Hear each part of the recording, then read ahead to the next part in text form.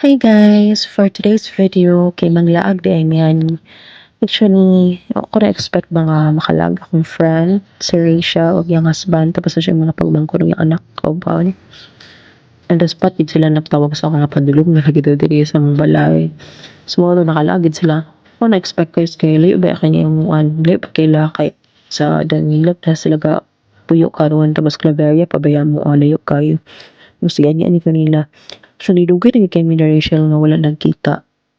Mga pila na dyan kay years. Actually, close friend yun ako si Rachel. Kay grupo lang sa college. Isa sa akong pinaka-close. And then, mo to, after dayon kay kuan dayon nilang isuro, yan na siya nga maglaag dumi dito sa sentro. Diba, daghan magilaganan dito sa Claveria. So, mga to, iwanan ako sila ng laag me.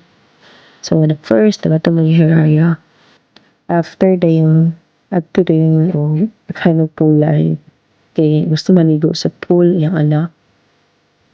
And after ko dayon, ay na, pag mo naligo, so before mo nag-uli, so naghapit lang yung cafe kanina rin.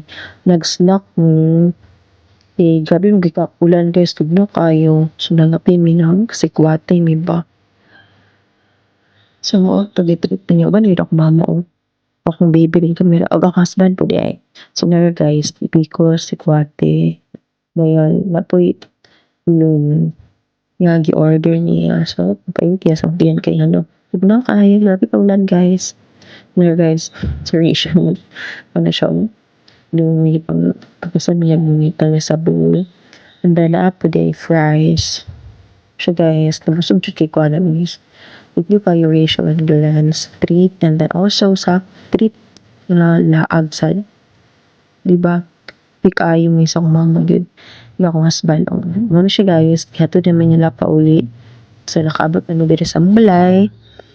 Then mo to, mabalik na po sila og uli. Kalayo pa ba ako lang ulihan guys. Ganun pa ba sila. Tapos tanilap ba. So mo to, nakaturo rin sila.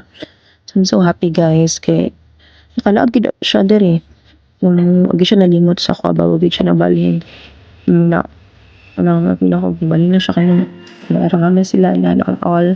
Dili di ay tanan.